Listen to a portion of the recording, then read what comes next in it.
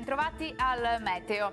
Un fronte freddo in arrivo dall'Artico coinvolgerà parte dell'Italia nell'imminente weekend, provocando qualche pioggia e un lieve calo termico. Ma vediamo nel dettaglio la situazione di sabato 6 marzo.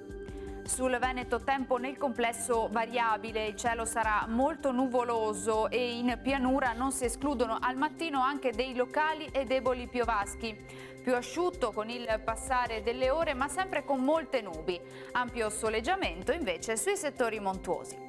Temperature più fresche, lievemente, minime tra 1 e 5 gradi, valori massimi invece tra i 5 e gli 11 gradi all'incirca.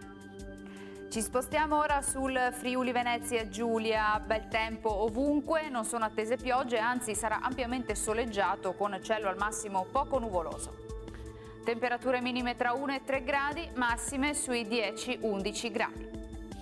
E diamo uno sguardo infine alla situazione del Trentino Alto Adige, anche qui sarà una splendida giornata soleggiata, nessuna variazione di rilievo rispetto ai giorni scorsi, nulla da segnalare. Temperature minime intorno a 1 grado, massime sui 10-13 gradi.